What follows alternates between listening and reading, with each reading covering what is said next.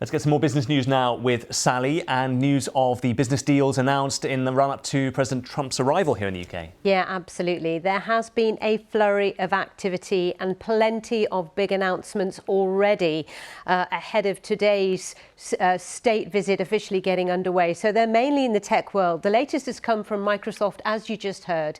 The tech behemoth, the world's second most valuable company, says it plans to invest $30 billion into UK artificial intelligence infrastructure by 2028, betting big on Britain's technological future as part of a US-UK tech agreement, which includes the likes of Google, Nvidia and OpenAI. The Prime Minister, Sir Keir Starmer, has called the deal a generational step change in our relationship with the US. Speaking exclusively to the BBC, Microsoft's chief executive says AI could boost the UK economy by 10% in 5 years. Satya Nadella has been talking to our technology editor, Zoe Kleinman. You're announcing a $30 billion, that's £22 billion investment in the UK over the next 4 years. So here in the UK, we get infrastructure in the form of data centres, we get a supercomputer. What's in it for Microsoft? We've been in the UK since 1982, it's 40 plus years, and we've consistently over all these decades invested in the UK to bring the best technology so that we can then have customers across the United Kingdom. So that's the goal for us, is to be able to really, at the end of the day, make these long-term capital investments because of the attractiveness of the market and the policy stability across governments in the UK.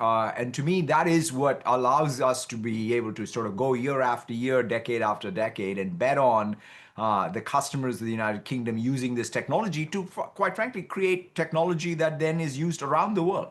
The UK economy is pretty sluggish at the moment, I think it's fair to say. When do you think AI is going to deliver this promised 10% growth boost that we're supposed to be getting?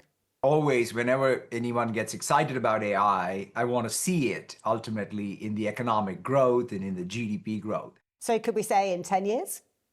Well, I mean, you can never predict. So the point is, since it all is compounding, right? So the ability for AI perhaps to benefit from even the investments everyone made even on the cloud, it may happen faster. So our hope is not 10 years, but maybe 5 years, but it does take time. I think there's no shortcutting the time for diffusion and also change. Let's not ignore the fact that organizations also have to go through the hard process of how to change the processes that adjust to these new levels of productivity. Is there a danger that the UK is giving up its digital sovereignty, though, by doing so many deals with US companies like Microsoft? You should be mindful of is we are making this capital investment in the UK soil, right? So these are AI factories, cloud factories that are very much part of the infrastructure of the United Kingdom. And so you have now trusted American technology that UK can use and companies across the UK can use to create more technology for the United Kingdom and for the United States and the world. And that's, I think, what's happening both in the United States and in the UK. And it's a good example, I think, of how every country in the world should probably be, thinking about their policy, their regulations, and the attractiveness, right? So it's not about auctioning, it's more about attracting. Finally, you're heading to Windsor Castle for the state banquet with the King and Queen later. Have you used Copilot to brush up on your royal protocol? Oh, well, I'm definitely going to do that before I show up there for sure. I mean, I was very surprised that there was a very different dress protocol, which I'm not making sure that I'm ready for.